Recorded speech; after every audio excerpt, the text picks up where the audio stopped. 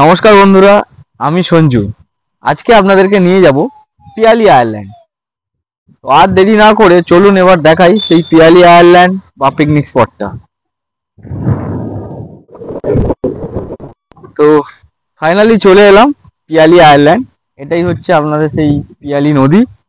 আর ওই যে সাইডে আপনারা দেখতে পাচ্ছেন এখন প্রায় জলে ভর্তি হয়ে আছে। ওখানে অনেকটা চওড়া এরকম জায়গা পাওয়া যায় যেখানে আপনারা পিকনিকও করতে পারবেন বা ছোট ভ্রমণও করতে পারবেন।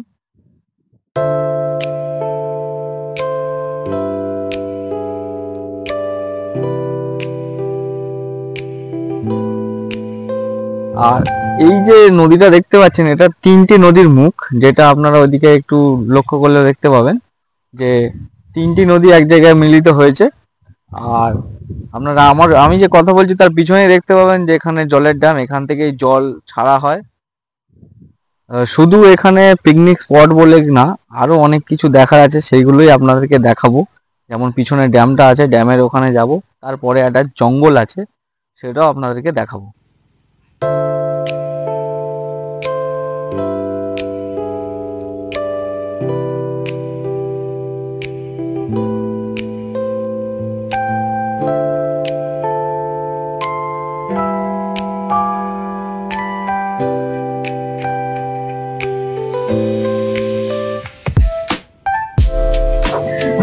তো এই সেই ড্যাম মৌসুমী আয়ারল্যান্ডে, যেখানে এখান থেকেই জল ছাড়া হয়। খুব জলের চাপ বেড়ে গেলে এখান থেকেই জল ছেড়ে পার করা হয়।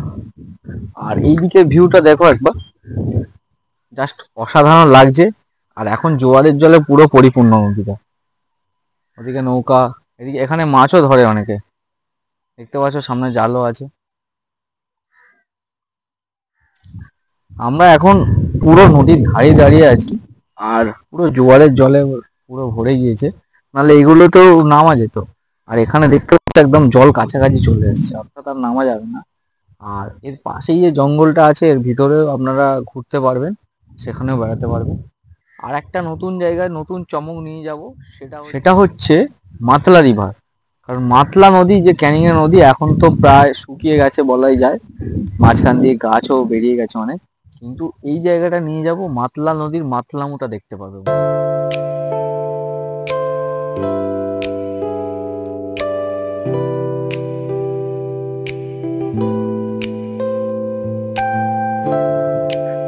পিছনে যে দেখা যাচ্ছে ওটাই হচ্ছে পিকনিক করার জায়গা। আর এই যে ব্রিজটা, এটাকে নাম বলে কেল্লার ব্রিজ। আর ওই যে জায়গাটা, ওটাই হচ্ছে মৌসুমী আইল্যান্ড।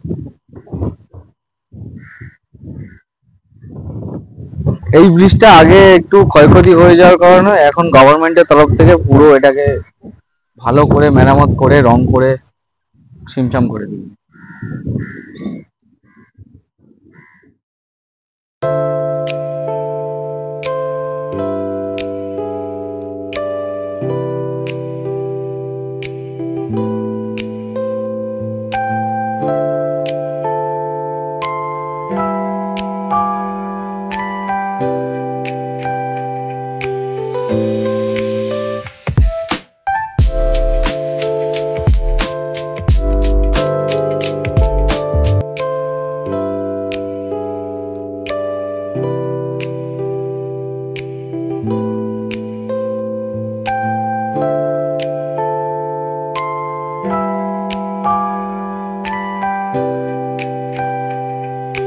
সেই মাতলা নদী।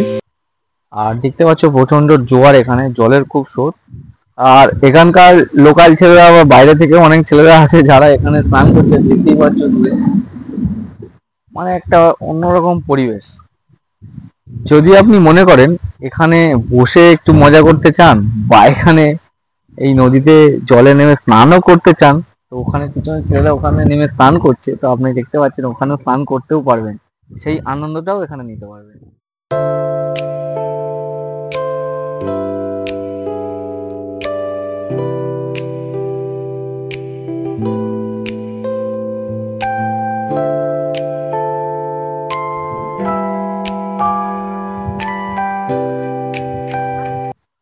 ও, আপনাদেরকে তো বলাই হলো না কিভাবে আসবেন। আপনারা যদি এখানে আসতে চান, আপনারা গোচরণ দিয়েও আসতে পারবেন, আর দক্ষিণ বারাসাত দিয়েও আসতে পারবেন।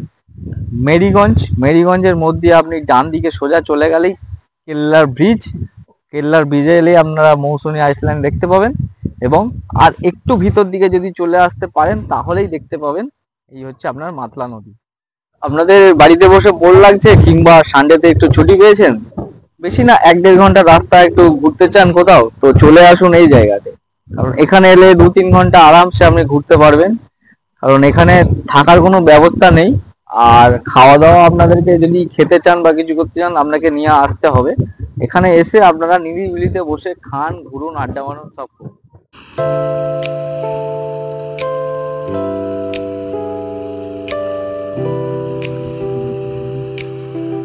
সবাই তো যে যার কর্মজীবনে খুব ব্যস্ত, তো এরকম 2-3 ঘন্টার জন্য সময় বের করে ঘুরতে আসতে হলে মাতলা রিভারে অবশ্যই চলে আসুন। আর এরকম অনেক জায়গা আমি আপনাদেরকে ঘুরে ঘুরে দেখাবো, আশা করি আপনাদের পছন্দ হবে।